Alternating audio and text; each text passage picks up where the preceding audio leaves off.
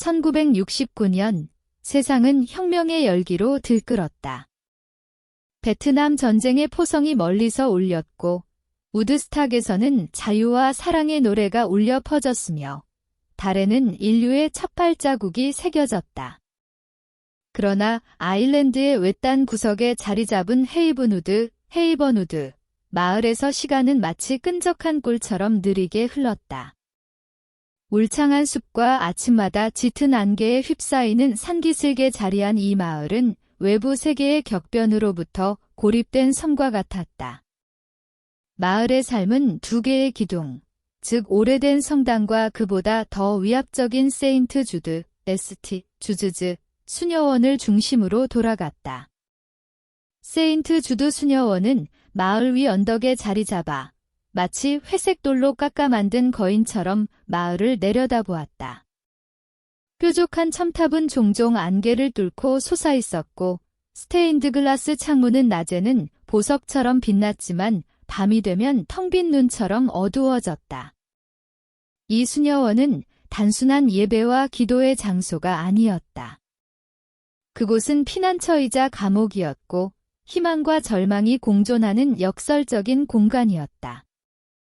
수녀원은 타락한 천사들이라 불리는 세상으로부터 버림받은 미혼모들을 위한 피난처와 그들의 아이들을 위한 고아원을 운영했다. 마을 사람들은 경외와 두려움이 뒤섞인 눈으로 수녀원을 올려다보았다.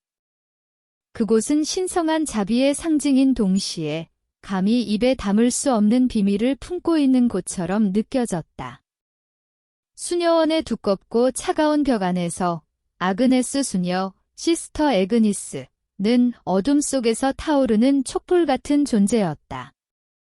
이제 막 25살이 된 그녀는 앳된 얼굴을 하고 있었지만 그녀의 맑고 깊은 눈에는 나이를 초월한 지혜와 연민이 담겨 있었다. 그녀는 가난한 농부의 딸로 태어나 어릴 적부터 약한 자들에 대한 깊은 공감 능력을 보였다. 그녀에게 수녀원은 세상의 고통으로부터 도피하는 곳이 아니라 그 고통을 적극적으로 껴안고 치유하는 장소였다.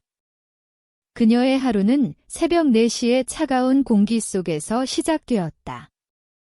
기도와 묵상으로 영혼을 정화한 후 그녀의 시간은 온전히 고아원 아이들에게 바쳐졌다.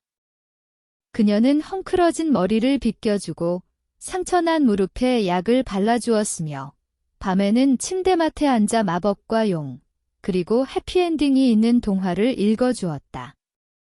아이들은 그녀를 낙이 수녀님이라 부르며 따랐다. 그녀의 존재는 아이들에게 차가운 수녀원 벽 안에서도 세상은 따뜻하고 안전할 수 있다는 믿음을 심어주었다. 아그네스는 아이들의 천진난만한 웃음소리 속에서 자신의 소명을 확인했고 그들의 작은 행복 속에서 자신의 기쁨을 찾았다. 그녀의 유일한 안식처는 동갑내기 친구인 메리 수녀, 시스터 메리였다. 메리는 아그네스처럼 밝고 상냥했지만 그녀의 마음속에는 깊은 두려움의 씨앗이 자리 잡고 있었다. 규칙을 어기는 것을 병적으로 무서워했고 권위에 순응하는 것이 미덕이라고 배웠다. 두 사람은 종종 수녀원 정원의 낡은 벤치에 앉아 조용히 이야기를 나누었다. 아그네스는 아이들의 재롱에 대해 이야기했고 메리는 다가올 축일 준비에 대해 이야기했다. 그들의 우정은 서로의 다름을 보완해주며 깊어갔다. 그러나 이 평화로운 세계의 정점에는 마더 슈피리어 엘라라, 마더 수피리어 일레러가 있었다. 그녀는 수녀원의 절대적인 군주였다. 60에 가까운 나이에 그녀는 대리석 조각상처럼 차갑고 단단한 얼굴을 하고 있었고 옅은 회색 눈은 상대방의 영혼까지 꿰뚫어 보는 듯한 냉기를 뿜어냈다. 그녀의 목소리는 낮고 조용했지만 그 안에는 거역할 수 없는 권위가 서려 있었다. 그녀의 모든 명령은 돌에 새겨진 율법과 같았고 수녀원의 모든 수녀는 그녀의 시선 아래에서 숨을 죽였다. 엘라라 원장은 철저한 규율과 복종이야말로 영성을 단련하는 유일한 길이라고 믿었다. 그녀에게 자비란 나약함의 다른 이름이었고, 감정은 신앙을 좀먹는 독이었다. 수녀원은 그녀의 왕국이었고, 그녀는 그 왕국을 철권으로 다스렸다. 아그네스는 엘라라 원장을 존경하려 애썼지만 그녀의 차가운 눈빛과 마주칠 때마다 등골을 타고 오르는 서늘한 기운을 떨칠 수 없었다. 마치 따스한 햇살이 두꺼운 성벽에 막히는 듯한 느낌이었다. 헤이븐우드의 안개처럼 세인트 주드 수녀원에는 눈에 보이지 않는 무겁고 차가운 기운이 감돌고 있었다. 그리고 아그네스는 자신도 모르는 사이에 그 안개의 중심부로 조금씩 걸어 들어가고 있었다. 2장, 밤의 방문객들. 아그네스의 타고난 호기심과 예리한 관찰력은 그녀가 다른 이들이 무심코 지나치는 것들을 보게 만들었다. 처음에는 그저 사소한 부조화처럼 느껴졌다. 수녀원의 재정은 늘 빠듯하다고 들었는데 가끔씩 들어오는 물품들은 놀라울 정도로 고급이었다. 아이들을 위한 담요는 최고급 양모로 만들어졌고 엘라라 원장의 사무실에는 값비싼 가구들이 들어왔다. 익명의 기부자가 보내온 선물이라고 엘라라 원장은 짧게 설명할 뿐이었다. 그러던 어느 날 밤, 아그네스는 복통으로 잠에서 깨어났다. 약을 찾기 위해 의무실로 향하던 그녀는 복도 끝, 수녀원 뒷문으로 이어지는 창문 밖에서 이상한 광경을 목격했다. 칠흑 같은 어둠 속에서 헤드라이트 불빛이 어둠을 가르더니 마을에서는 좀처럼 볼 수 없는 번쩍이는 검은색 고급 세단이 소리 없이 멈춰 섰다. 차에서는 잘 차려입은 중년 부부가 내렸다. 그들의 얼굴에는 초조함과 기대감이 뒤섞여 있었다. 잠시 후 수녀원 뒷문이 삐걱거리며 열리고 마을에 존경받는 인물인 마이클 신부, 파더 마이켈가 모습을 드러냈다. 그는 기름한 머리에 온화한 미소를 짓고 있었지만 그 미소는 어딘가 부자연스러워 보였다. 마이클 신부는 부부를 엘라라 원장의 사무실로 안내했다. 아그네스는 기둥 뒤에 몸을 숨긴 채 희미하게 새어나오는 불빛과 알아들을 수 없는 낮은 대화 소리에 귀를 기울였다. 1시간쯤 지났을까 부부는 마이클 신부와 함께 다시 나타났다. 그들의 얼굴에는 이제 안도와 만족의 미소가 가득했다. 그들은 신부에게 두툼한 봉투를 건넸고 신부는 고개를 숙여 감사를 표했다. 차는 왔을 때처럼 조용히 어둠 속으로 사라졌다. 아그네스는 혼란스러웠다. 한밤중에 부유한 부부가 수녀원에서 신부와 원장을 비밀리에 만나는 이유가 무엇일까? 다음 날 아침, 그녀는 메리에게 조심스럽게 이 이야기를 꺼냈다. 메리, 어젯밤에 이상한 걸 봤어. 검은 차가 왔었는데. 메리의 얼굴이 하얗게 질렸다. 그녀는 다급하게 아그네스의 팔을 잡으며 주위를 살폈다. 쉿. 아그네스, 그런 건 못 본 척해야 해. 우리 일이 아니야. 원장님께서 하시는 일에는 다 깊은 뜻이 있을 거야. 괜히 의심하고 질문하면 안 돼. 메리의 겁에 질린 반응은 아그네스의 의심을 더욱 증폭시켰다. 그녀는 친구를 불안하게 만들고 싶지 않았지만 마음속에 피어오른 의문의 가시를 뽑아낼 수는 없었다. 그날 이후 아그네스는 밤의 소리에 더욱 귀를 기울였다. 검은 차는 한 달에 한두 번꼴로 어김없이 나타났다. 마치 어둠의 의식처럼 그 방문은 조용하고 은밀하게 이루어졌다. 3장, 빼앗긴 심장. 몇 주 후 헤이븐우드에 폭풍우가 몰아치던 밤이었다. 천둥이 수녀원의 돌벽을 뒤흔들고 빗줄기가 스테인드 글라스 창문을 세차게 두드렸다. 그 혼란을 틈타 한 젊은 여성이 거의 강제로 수녀원에 끌려오다시피 했다. 그녀의 이름은 엘러노어였고 앳된 얼굴에는 겁에 질린 사슴 같은 표정이 가득했다. 그녀는 만삭의 몸이었고 낡고 해진 코트는 그녀의 가난을 말해주고 있었다. 엘리너는 2명의 건장한 남자에게 양팔을 붙들린 채 엘라라 원장 앞에 섰다. 그녀는 흐느끼며 애원했다. 제발요, 원장님. 제 아이는 제가 키우게 해주세요. 저 혼자서도 잘할 수 있어요. 제발. 그러나 엘라라 원장의 얼굴에는 한 점의 동정심도 없었다. 그녀는 차가운 목소리로 말했다. 기애야, 내가 아이에게 줄 수 있는 건 가난과 수치뿐이다. 하지만 이곳에서 아이는 신의 보호 아래 더 나은 삶, 더 나은 가정을 찾게 될 것이다. 이것이 신의 뜻이고 너를 위한 최선의 길이다. 아그네스는 그 광경을 멀리서 지켜보며 심장이 얼어붙는 것 같았다. 저것은 위로가 아니라 선고였다. 엘리너는 수녀원의 외딴 방에 갇혔다.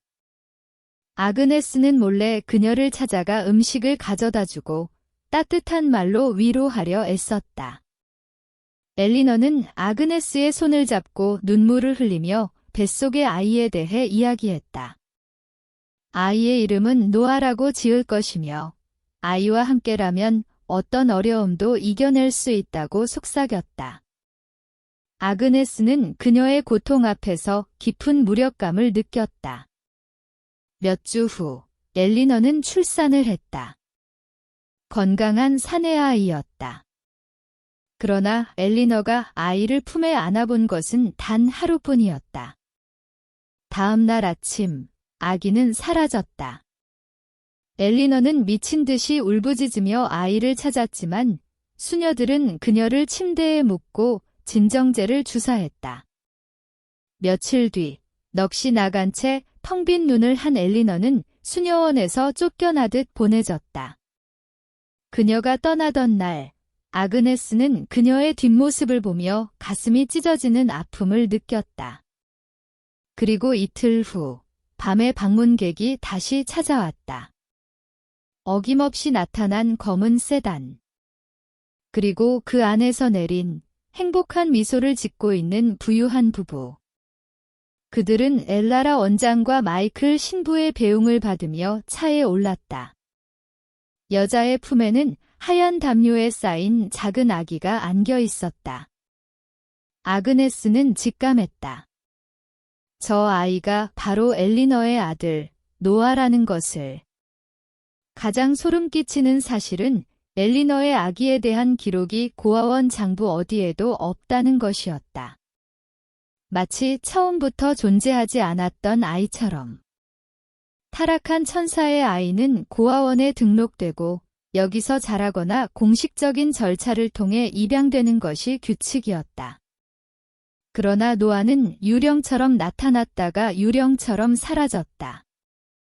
아그네스의 마음은 의심을 넘어 확신으로 들끓었다.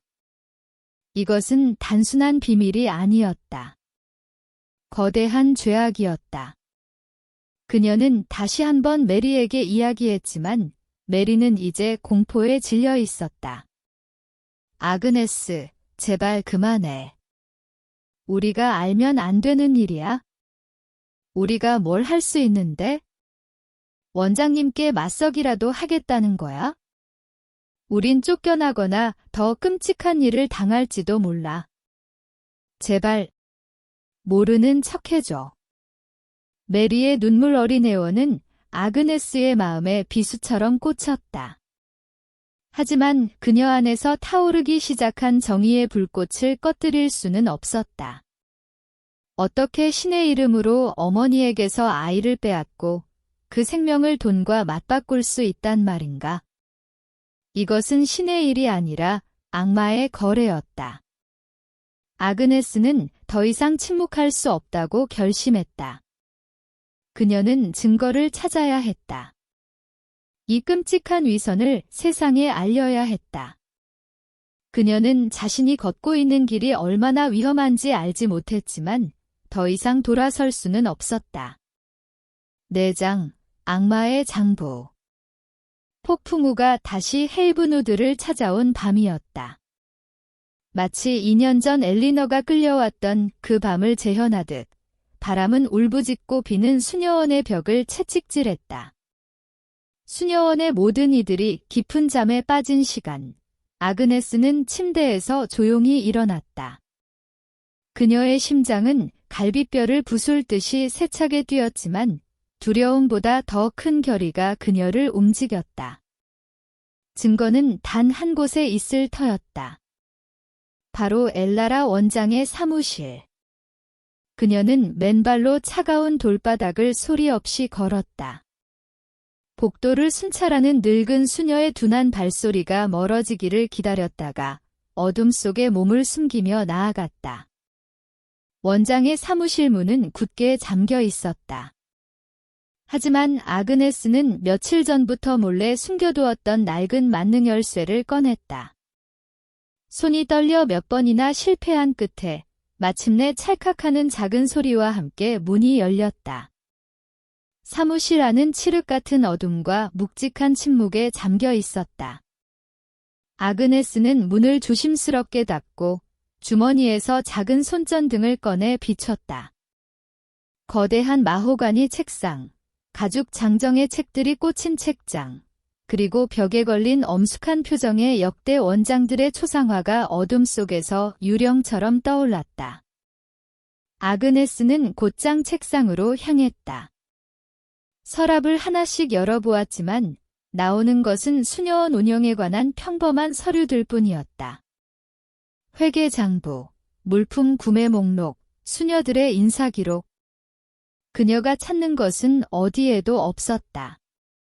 절망감이 밀려올 때쯤 그녀의 손전등 불빛이 벽에 걸린 성모 마리아 그림에 닿았다. 호기심에 이끌려 그림에 다가간 아그네스는 조심스럽게 그림을 들어 올렸다. 그러자 회색벽의 일부가 드러났고 그 중심에는 작고 네모난 금속문, 바로 비밀 금고가 숨겨져 있었다. 심장이 다시 요동치기 시작했다. 다이얼을 돌리는 것은 불가능했다. 하지만 아그네스는 포기하지 않았다. 그녀는 사무실을 샅샅이 뒤지기 시작했다. 책상 밑, 화분 뒤, 심지어는 벽난로 안까지. 마침내 그녀는 책상 위에 잉크 스탠드 밑에 붙어있는 작은 종이 조각을 발견했다. 그곳에는 숫자들이 적혀 있었다. 엘라라 원장이 자주 언급하던 성경 구절이었다. 요한복음 8장 32절. 진리가 너희를 자유롭게 하리라. 아이러니한 구절이었다. 아그네스는 떨리는 손으로 다이얼을 돌렸다. 8점. 3점. 2점. 금고 문이 둔탁한 소리를 내며 열렸다. 안에는 두툼한 현금 뭉치와 함께 검은색 가죽으로 장정된 다이어리가 한 권 놓여 있었다. 표지에는 금박으로 기부금 기록, 도네이션 레커즈즈 이라고 새겨져 있었다. 아그네스는 다이어리를 꺼내 책상 위에 펼쳤다. 손전등 불빛 아래 드러난 첫 페이지를 보는 순간 그녀는 숨을 멈췄다. 그것은 기부금 기록이 아니었다.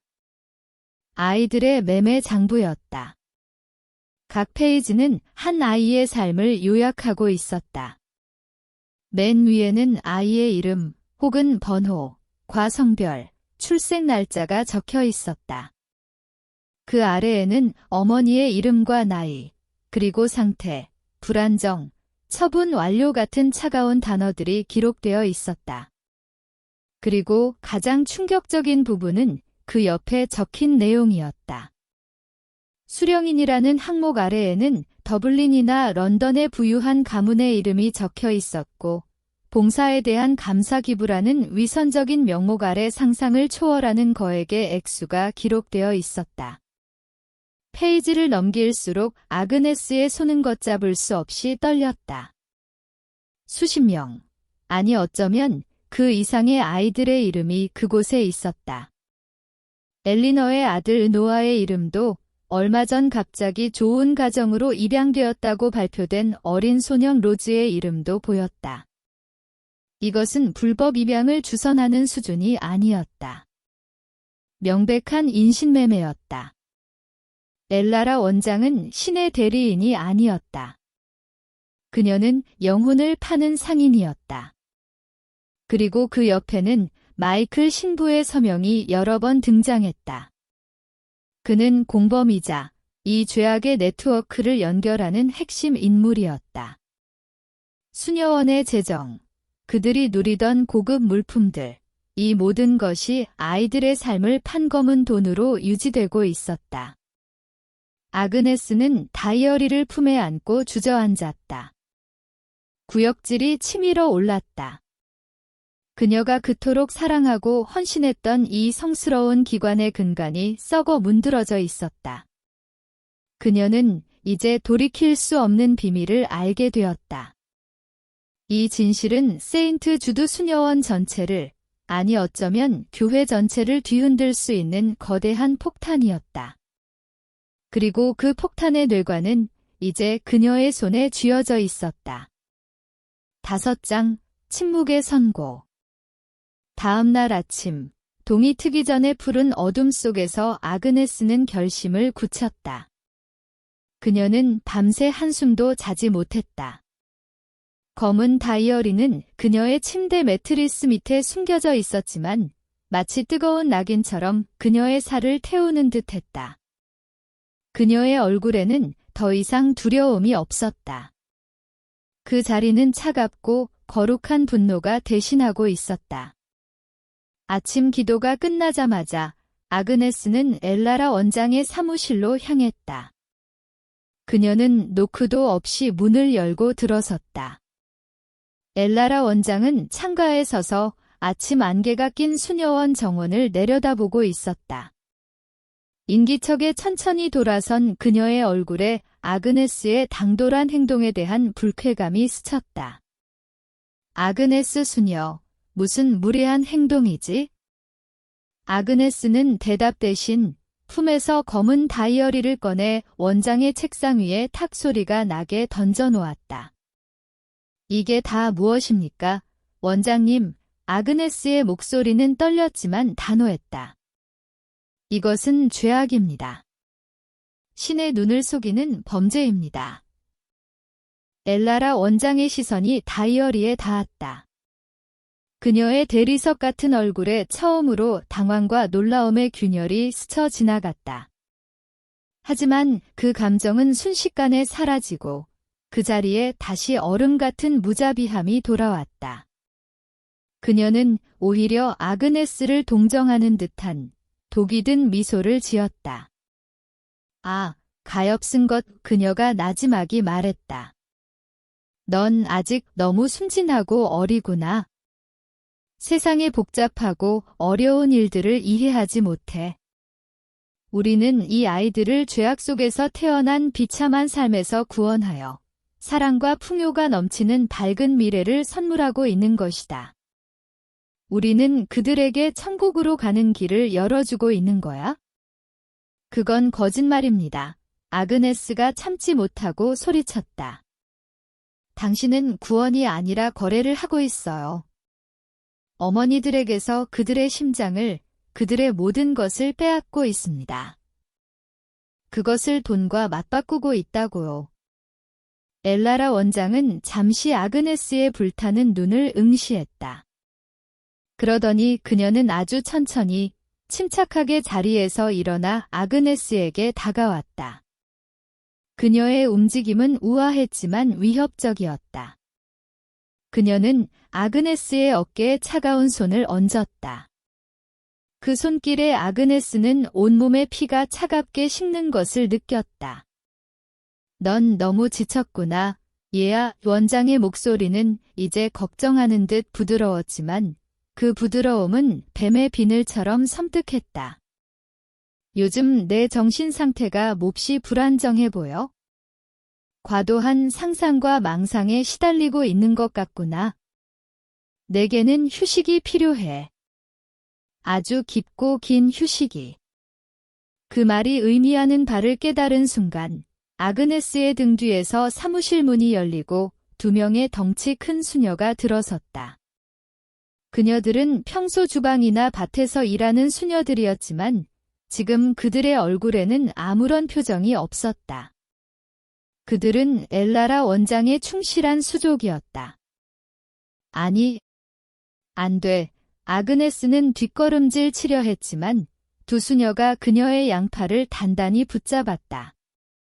엘라라 원장은 책상으로 돌아가 검은 다이어리를 집어들었다.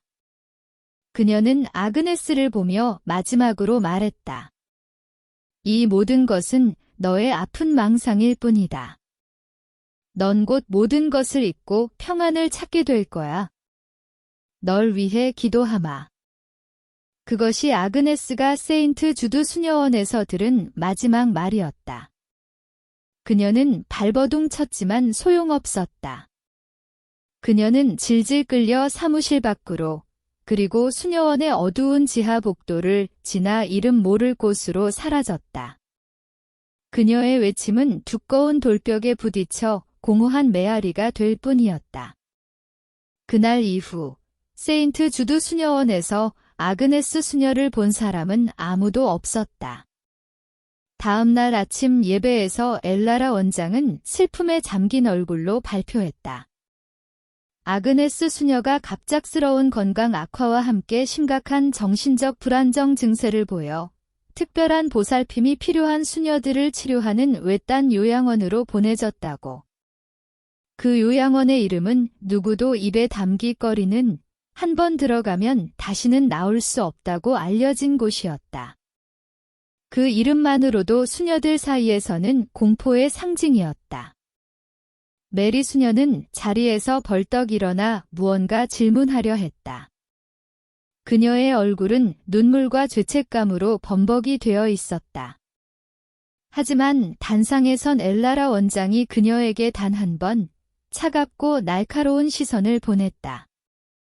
그 시선 속에는 경고와 위협, 그리고 너도 똑같은 운명을 맞고 싶으냐는 무언의 메시지가 담겨 있었다.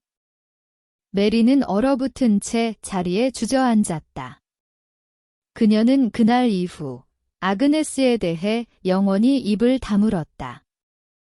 수녀원에는 기묘하고 깊은 침묵이 내려앉았다. 마치 거대한 진공청소기가 아그네스 수녀라는 존재의 모든 흔적을 빨아들인 것처럼.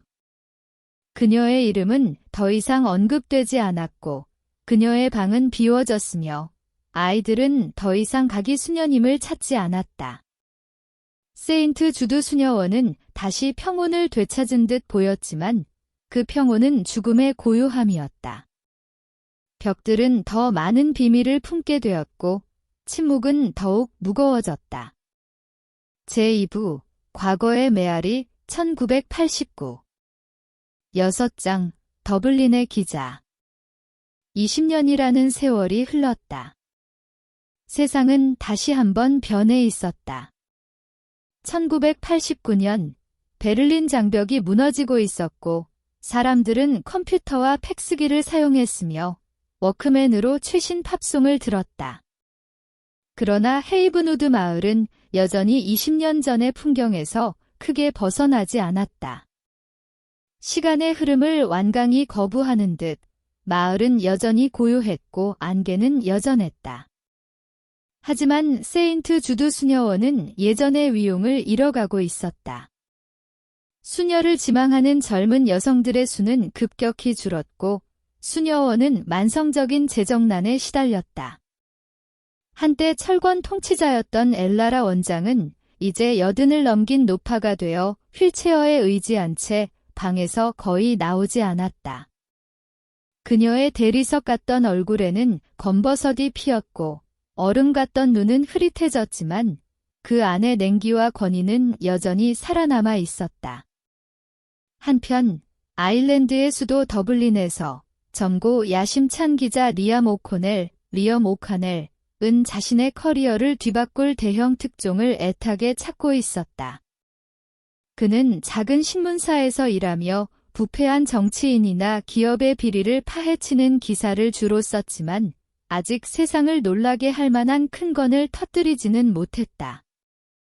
그는 끈질기고 집요했으며 진실에 대한 거의 병적인 갈증을 가지고 있었다. 어느 비 오는 오후, 그의 책상 위에 한 통의 편지가 배달되었다. 발신인은 사라 코너 세러카너라는 이름의 30살 여성이었다. 편지의 내용은 지극히 개인적이고 절박했다. 기자님께, 저는 최근에 제가 입양되었다는 사실을 알게 되었습니다. 양부모님께서 돌아가신 후 유품을 정리하다가 입양 서류를 발견했습니다. 제 출생 증명서에는 출생지가 헤이븐우드, 세인트 주드 고아원으로 되어 있었습니다. 저는 제 진짜 어머니가 누구인지, 왜 저를 포기해야 했는지 알고 싶습니다. 제 삶의 잃어버린 조각을 찾고 싶습니다. 하지만 수녀원에 연락했을 때 그들은 기록이 없다는 말만 반복했습니다. 제발 저를 도와주세요. 리암은 처음에는 이 편지를 그저 수많은 평범한 인간 드라마 중 하나로 여겼다. 입양아가 친부모를 찾는 가슴 아픈 이야기. 하지만 헤이븐우드와 세인트 주드 수녀원이라는 이름이 그의 뇌리에 미묘한 파문을 일으켰다. 그는 어릴 적 할머니로부터 들었던 헤이븐우드는 어딘가 음산하고 폐쇄적인 곳이라는 이야기를 떠올렸다. 그는 가벼운 마음으로 예비조사를 시작했다. 그런데 이상한 점들이 발견되기 시작했다. 지난 수십 년간 세인트 주드 고아원을 통해 공식적으로 입양된 아이들의 기록은 극히 적었다. 하지만 그곳에서 태어난 아이들의 수에 대한 소문은 무성했다. 또한 1960년대와 70년대의 수녀원과 관련된 몇몇 수녀들이 갑자기 건강상의 이유로 다른 곳으로 옮겨가거나 자취를 감춘 사건들이 있었다. 너무나 평범해서 아무도 주목하지 않았던 사실들이었다. 리암의 기자로서의 직감이 발동했다. 이것은 단순한 개인사가 아닐지도 모른다. 안개 낀 마을과 낡은 수녀원 뒤에 20년간 묻혀있던 더 큰 이야기가 숨어있을지도 모른다는 예감이 그의 심장을 뛰게 했다. 그는 편집장에게 며칠간의 휴가를 요청하고 낡은 차에 취재 수첩과 녹음기를 싣고 헤이븐우드로 향했다. 그는 아직 몰랐다. 자신이 파헤치려는 것이 단순한 비밀이 아니라 거대한 침묵의 카르텔이라는 것을. 7장 침묵의 벽. 리암이 헤이븐우드에 도착했을 때 마을은 마치 흑백 사진 속에 갇힌 것처럼 고요했다. 시간은 이곳에서 길을 잃은 듯했다. 그는 곧장 언덕 위의 세인트 주드 수녀원으로 향했다. 수녀원의 육중한 문을 두드리자 젊은 수녀 한 명이 경계심 가득한 눈으로 그를 맞았다. 리암이 자신의 신분을 밝히고 사라 코너의 출생 기록에 대해 묻자 수녀는 그를 차가운 응접실에서 기다리게 한 뒤 사라졌다. 한참 후에야 휠체어를 탄 엘라라 원장이 다른 수녀의 도움을 받으며 나타났다. 20년의 세월은 그녀에게서 많은 것을 앗아갔지만 그녀의 눈빛만은 여전히 상대를 꿰뚫는 듯 날카로웠다. 무슨 일로 이 먼 곳까지 오셨소? 기자 양반. 그녀의 목소리는 마르고 갈라졌지만 위압감은 여전했다. 리암은 정중하게 사라의 이야기를 설명하며 1960년대 후반의 기록 열람을 요청했다. 엘라라 원장은 잠시 그의 얼굴을 빤히 쳐다보더니 입가에 희미한 비웃음을 띠며 말했다. 안타깝지만 그 시절의 기록은 모두 소실되었소. 1975년에 서류 보관실에 작은 화재가 있었지. 오래된 종이들이라 모두 타버리고 말았지. 그것은 명백한 거짓말이었다. 그녀의 눈은 한치의 흔들림도 없었지만 리암은 그녀가 거짓을 말하고 있음을 직감했다. 화재에 대한 어떠한 공식 기록도 신문 기사도 없었다. 그는 더 질문을 던졌지만 엘라라 원장은 피곤하다는 셔플 소리를 내며 대화를 끊고 방을 나가버렸다. 수녀원은 그에게 철옹성이었다. 리암은 포기하지 않고 마을로 내려와 조사를 계속했다. 그는 마을의 오래된 펍, PUB에 들어가 사람들에게 말을 걸었다. 그러나 세인트 주드 수녀원이라는 이름이 나오자마자 활기차던 대화는 갑자기 멈췄다. 사람들은 약속이라도 한 듯 화제를 돌리거나 두려움에 찬 눈으로 입을 다물었다. 마치 마을 전체가 거대한 비밀을 지키기 위해 침묵의 맹세라도 한 것 같았다. 그는 몇 년 전 심장마비로 사망했다는 마이클 신부에 대해서도 물었지만 사람들은 그저 훌륭한 분이셨다는 의례적인 말만 반복할 뿐이었다. 며칠 동안 리암은 아무런 소득도 없이 벽에 부딪혔다. 그는 자신이 거대한 음모와 맞서고 있다는 것을 깨달았다. 이것은 단순한 은폐가 아니었다. 수십 년간 마을 전체를 짓눌러온 공포와 죄책감이 만들어낸 견고한 성벽이었다. 절망감이 그를 덮치려 할 때 그는 마지막 수단으로 마을의 작은 성당 기록 보관소를 찾았다. 먼지 쌓인 서류 더미 속에서 밤을 새워가며 그는 마침내 세인트 주드 수녀원의 역대 수녀 명단과 그들의 인사 기록을 찾아냈다. 대부분의 수녀는 사망했거나 다른 교구로 멀리 떠나 있었다. 그는 명단을 훑어내리다가 한 이름 앞에서 멈췄다. 메리 수녀, 시스터 메리. 그녀는 5년 전 은퇴했으며 거주지는 헤이븐우드 마을 내라고 적혀 있었다. 그녀는 아직 이 마을에 살고 있었다. 이 침묵의 성벽을 무너뜨릴 수 있는 유일한 균열일지도 모르는 존재였다. 리암의 심장이 다시 뛰기 시작했다. 8장, 20년의 죄책감. 메리 수녀의 집은 마을 외곽의 작고 낡은 오두막이었다.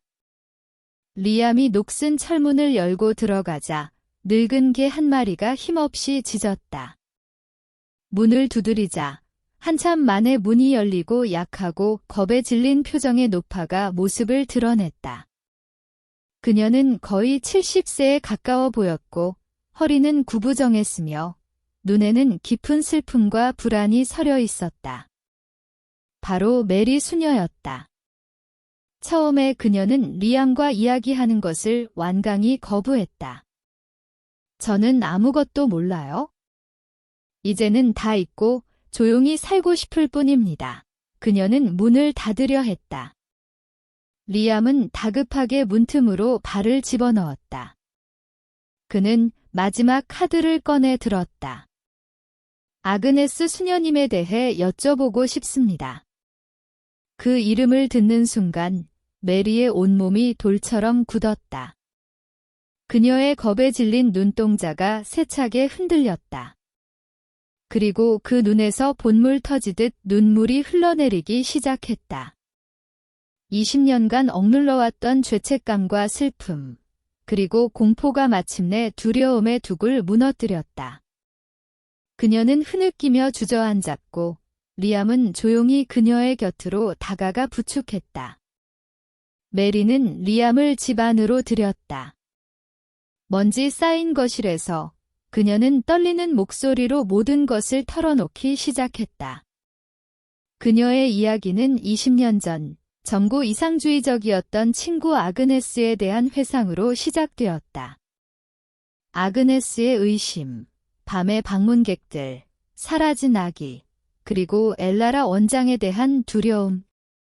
그녀는 아그네스가 사라지던 날 엘라라 원장의 차가운 눈빛을 떠올리며 몸을 떨었다. 저는 늘 알고 있었어요. 메리가 흐느끼며 말했다. 아그네스는 요양원으로 보내진 게 아니에요. 그녀는 제거되었어요. 진실을 알았기 때문에. 그리고 저는 아무것도 하지 못했어요. 너무 무서워서. 저는 비겁했어요. 리암은 그녀의 고백을 조용히 들으며 녹음했다. 이것만으로도 큰 기사 가치가 있었지만 결정적인 증거가 부족했다. 그때 메리가 무언가 결심한 듯 눈물을 닦고 일어섰다. 그녀가 무언가를 남겼어요. 메리가 떨리는 목소리로 말했다. 사라지기 바로 전날 밤, 아그네스가 저에게 작은 나무 상자를 주었어요. 자신에게 무슨 일이 생기면 언젠가 진실을 밝혀줄 사람에게 전해달라고. 꼭 간직하라고 했어요. 저는 너무 무서워서 20년 동안 아무에게도 말하지 못하고 열어보지도 못했어요. 메리는 리암을 침실로 안내했다. 그녀는 삐걱거리는 침대 밑에서 먼지가 뽀얗게 쌓인 낡은 나무 상자를 꺼냈다. 그녀의 손은 심하게 떨리고 있었다. 그녀는 상자를 리암에게 건네며 말했다. 이제는 제가 감당할 수 없어요. 아그네스의 영혼을 위해서라도 이제는 세상에 알려져야 해요. 리암은 경건한 마음으로 상자를 받아 들었다. 상자는 생각보다 묵직했다. 그는 20년간 잠들어 있던 비밀의 판도라 상자를 손에 쥐었다는 것을 알았다. 상자 안에는 아그네스의 영혼이 담겨 있을 터였다. 9장, 잃어버린 목소리. 그날 밤, 리암은 마을의 허름한 여관방에서 램프 불빛에 의지해 나무 상자를 열었다. 상자 안에는 십자가 목걸이, 말린 들꽃 몇 송이, 그리고 낡은 일기장 한 권이 들어 있었다. 엘라라 원장의 사무실에서 사라진 기부금 기록이 아니었다. 이것은 아그네스 수녀가 자신의 생각과 감정, 관찰을 기록한 지극히 개인적인 일기였다. 리암의 심장이 빠르게 뛰었다.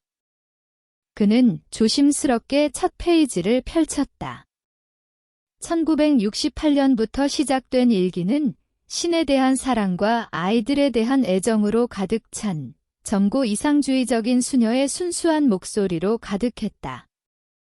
그녀는 아이들의 작은 재롱 하나하나를 섬세하게 기록했고 친구 메리와의 소소한 대화, 아름다운 노을에 대한 감상을 적었다.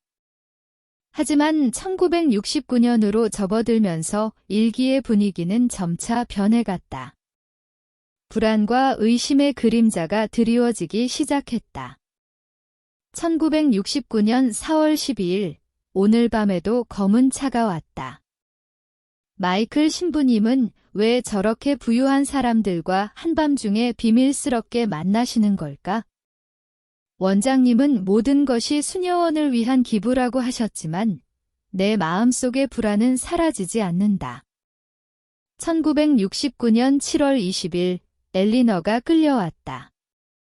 그녀의 눈은 겁에 질린 새끼 동물 같았다. 원장님은 그녀에게서 아이를 빼앗을 것이다. 신의 이름으로 행해지는 이 잔인함을 나는 어떻게 받아들여야 하는가? 1969년 8월 5일, 엘리너가 아기에게 지어주고 싶어 했던 이름이다. 그 아기는 오늘 다른 부모의 품에 안겨 떠났다. 나는 아무것도 할 수 없었다. 나는 공범인가? 침묵 또한 죄악이 아닐까? 리암은 숨을 죽인 채 페이지를 넘겼다. 일기는 아그네스가 점차 진실의 핵심으로 다가가는 과정을 생생하게 보여주고 있었다. 그리고 마지막 몇 페이지는 섬뜩할 정도로 긴박했다. 1969년 10월 28일, 나는 오늘 밤 원장님의 사무실에 들어갔다. 그리고 모든 것을 보았다. 그것은 악마의 장부였다. 아이들의 이름, 날짜, 그리고 그들의 삶과 맞바꾼 돈의 액수. 엘라라 원장과 마이클 신부. 그들은 이 지옥의 설계자였다. 그리고 마침내 리암은 마지막 페이지에 도달했다. 그것은 아그네스가 사라지기 전날 밤에 쓴 것이었다. 1969년 10월 29일, 나는 내일 아침 원장님과 맞설 것이다. 더 이상 침묵할 수 없다.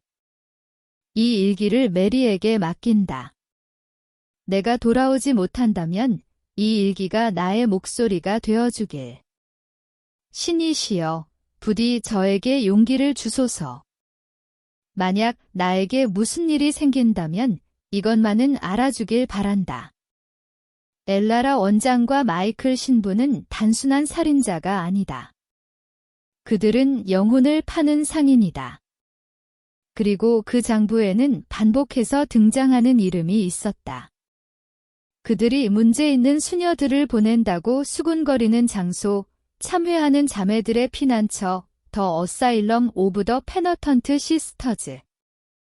어쩌면 그곳이 나의 다음 집이 될지도 모른다는 끔찍한 예감이 든다. 리암은 일기장에서 눈을 떼지 못했다. 온몸에 소름이 돋았다. 아그네스 수녀는 죽지 않았다. 그녀는 산채로 묻혔다. 20년 동안 세상과 단절된 지옥 같은 곳에 갇혀 있었던 것이다. 참회하는 자매들의 피난처. 그 이름은 듣기만 해도 등골이 오싹했다.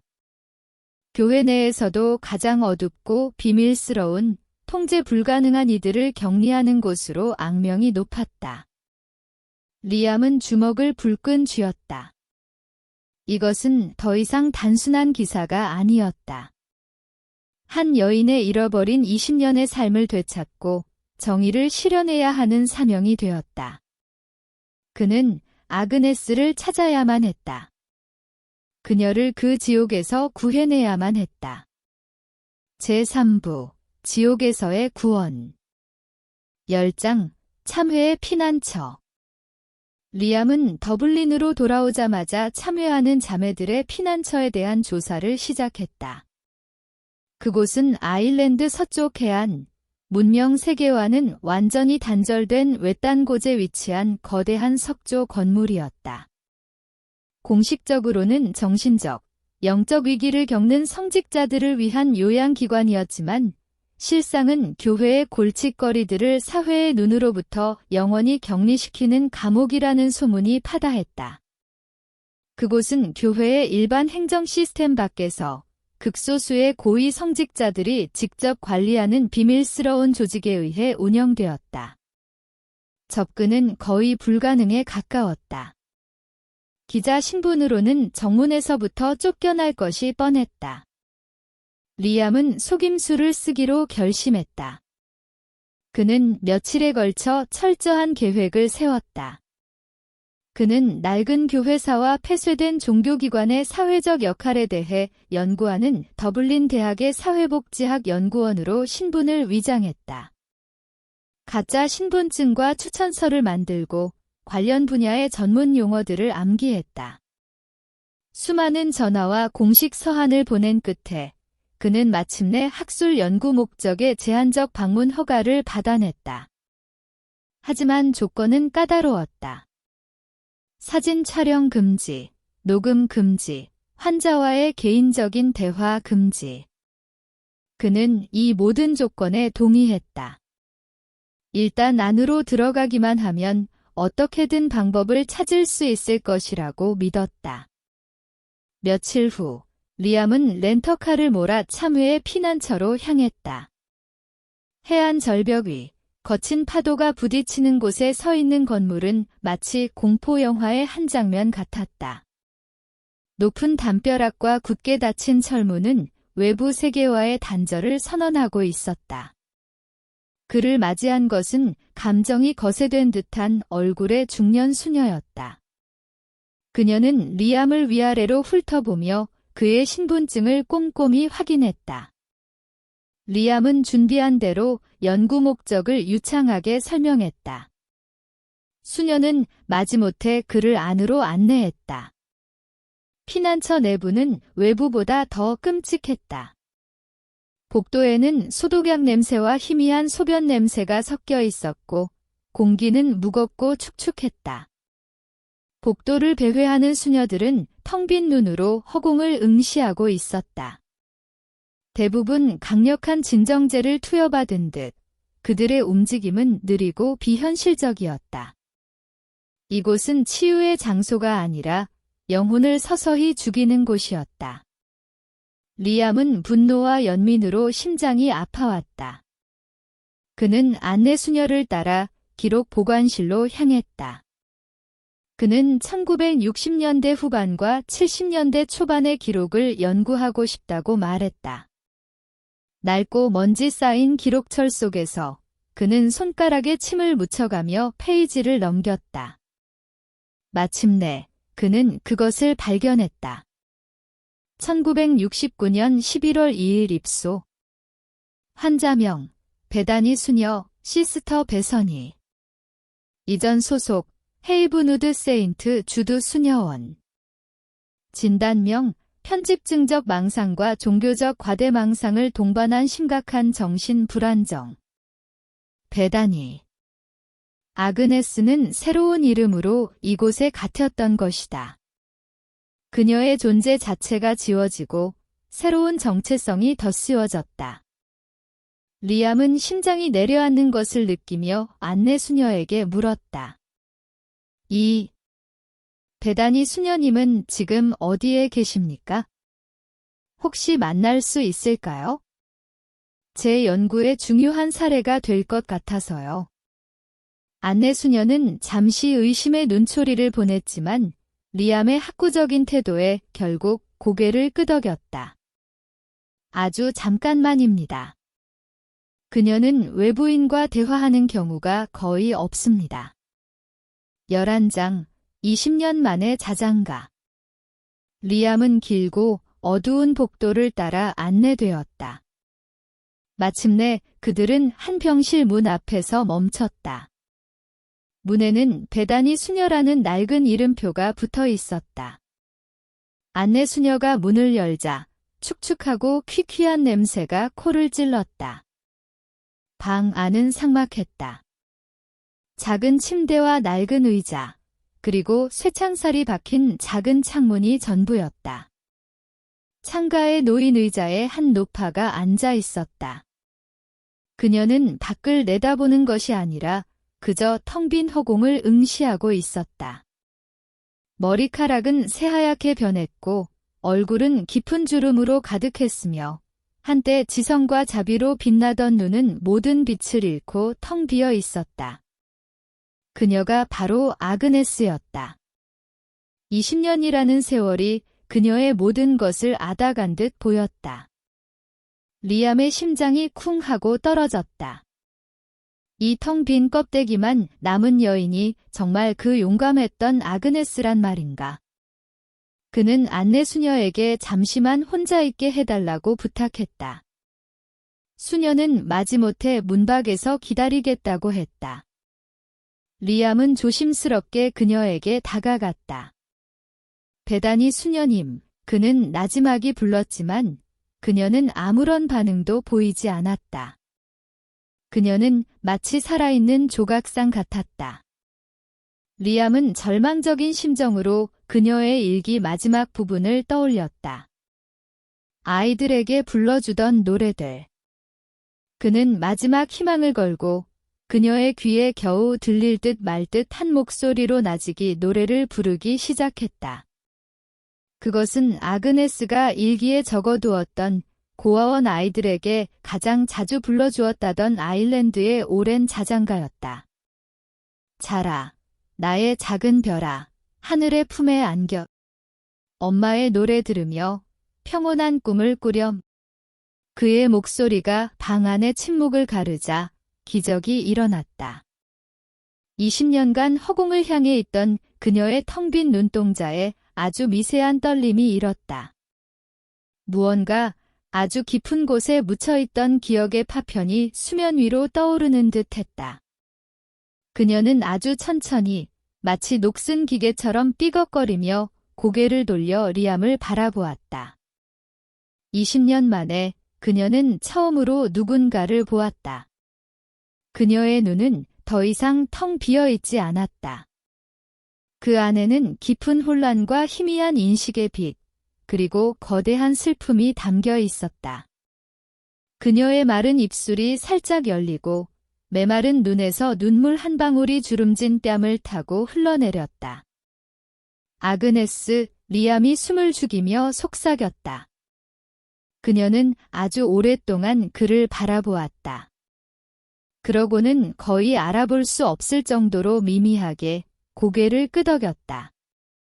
그 작은 움직임 하나에 20년의 세월과 억압, 그리고 잃어버렸던 자아가 담겨 있었다.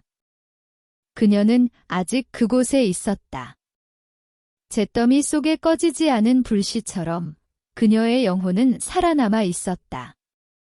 12장, 무너지는 성. 리암은 즉시 변호사와 접촉했다. 아그네스의 일기와 메리의 증언, 그리고 참회의 피난처에서 직접 확인한 아그네스의 상태는 그녀를 그곳에서 구출하고 엘라라 원장의 범죄를 입증할 강력한 증거가 되었다.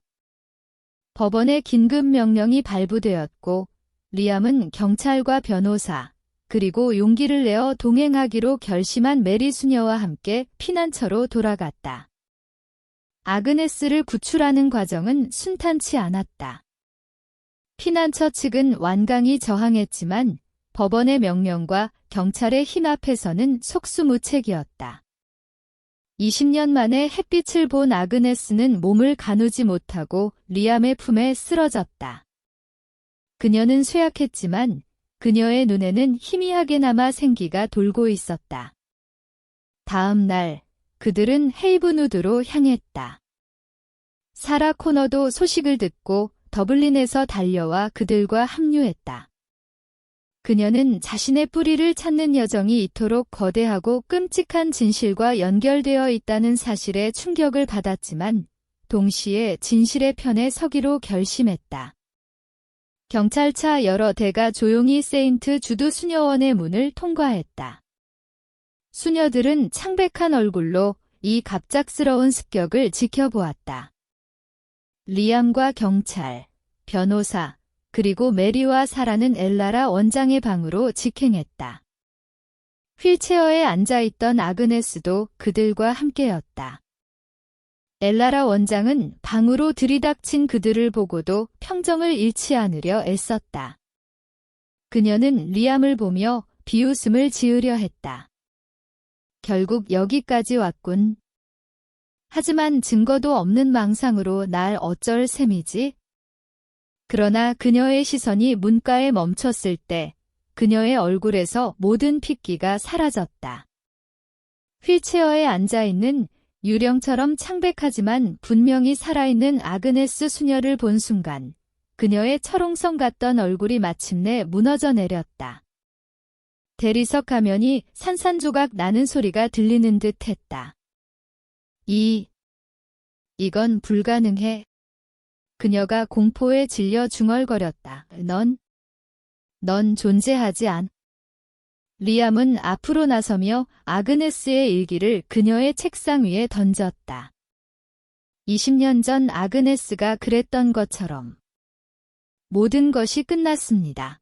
원장님, 리암의 목소리는 차갑고 단호했다. 당신이 거짓과 죄악으로 쌓아 올린 성은 오늘 무너졌습니다. 경찰이 그녀에게 혐의를 설명하고 체포영장을 제시했다. 엘라라 원장은 현실을 부정하려는 듯 고개를 저었다. 그때 모든 이들의 시선이 아그네스에게 쏠렸다. 20년간 목소리를 잃었던 그녀는 떨리는 손가락을 들어 엘라라 원장을 똑바로 가리켰다. 그리고 쉰 목소리로 하지만 방 안의 모든 사람이 들을 수 있을 만큼 분명하게 단 한마디를 내뱉었다. 유죄, 길티. 그 한마디는 망치처럼 내리쳐 엘라라의 마지막 방어벽을 깨부쉈다. 그녀는 휠체어에서 무너지듯 고개를 숙였다. 20년간의 거짓과 폭정, 그리고 수많은 영혼을 짓밟았던 그녀의 왕국은 그렇게 자신이 산채로 묻었던 한 여인의 귀환과 함께 막을 내렸다. 에필로그, 새로운 새벽. 세인트 주드 수녀원의 인신매매 사건은 아일랜드 사회 전체를 발칵 뒤집어 놓았다. 신문 일면은 연일 리암 오코넬의 특종 기사로 도배되었고, 교회는 엄청난 스캔들에 휩싸였다. 엘라라 원장은 종신형을 선고받았고, 그녀의 몇몇 충실한 공범들도 법의 심판을 받았다. 수녀원은 결국 문을 닫고 그 자리에는 희생된 어머니와 아이들을 기리는 작은 기념공원이 조성되었다. 사라 코너는 공식적으로 재개된 조사를 통해 마침내 자신의 생모를 찾을 수 있었다. 그녀의 어머니는 20년 전 갓 낳은 아들을 빼앗기고 쫓겨났던 엘리너였다. 엘리너는 평생 아들을 그리워하며 상처 속에서 살아왔다. 사라는 비록 자신이 찾던 노아는 아니었지만 수녀원의 기록 조작 과정에서 뒤바뀐 또 다른 희생자였다. 두 사람은 눈물 속에서 서로를 껴안았고 잃어버린 세월의 아픔을 함께 치유해 나가기 시작했다. 메리 수녀는 재판에서 모든 것을 증언했다. 그녀는 평생을 짊어져야 할 죄책감에서 완전히 자유로워질 수는 없었지만 마침내 진실을 말함으로써 친구 아그네스의 영혼 앞에 조금이나마 떳떳해질 수 있었다. 그녀는 남은 생을 사회에서 소외된 이들을 위해 봉사하며 보냈다. 그리고 아그네스 수녀. 그녀는 더 이상 수녀가 아니었다. 그녀는 그저 자그네스라는 이름으로 세상으로 돌아왔다. 그녀의 회복 과정은 길고 힘들었다. 20년의 감금과 약물 치료는 그녀의 몸과 마음에 깊은 상처를 남겼다. 그녀는 오랫동안 말을 하지 않았고 사람들을 두려워했다. 리암은 그녀가 완전히 회복될 때까지 그녀의 곁을 지켰다. 그는 그녀를 데리고 바다를 보여주고 따뜻한 빵집에 가고 아이들이 웃으며 뛰어노는 공원에 갔다. 그는 매일 밤 그녀가 다시 잠들 수 있도록 조용히 자장가를 불러주었다. 어느 봄날 두 사람은 헤이븐우드의 새로 생긴 기념공원의 벤치에 앉아 있었다. 따스한 햇살 아래 아그네스는 처음으로 긴 이야기를 했다. 그녀는 고아원 아이들에 대한 그리움과 잃어버린 세월에 대한 슬픔, 그리고 그럼에도 불구하고 살아남았다는 것에 대한 작은 기쁨을 이야기했다. 그녀의 목소리는 여전히 약했지만 그 안에는 분명한 생명력이 있었다. 그녀의 눈은 더 이상 텅 비어 있지 않았다. 그곳에는 깊은 슬픔과 함께 그것을 이겨낸 자만이 가질 수 있는 강인하고 온화한 빛이 담겨 있었다. 리암은 그녀의 손을 조용히 잡아주었다. 세상의 모든 어둠이 사라진 것은 아니었다. 상처는 여전히 남아 있었다. 하지만 20년의 긴 밤이 지나고 마침내 그들 앞에 새로운 새벽이 밝아오고 있었다. 안개는 걷히고 진실의 햇살이 마침내 그 땅을 비추고 있었다.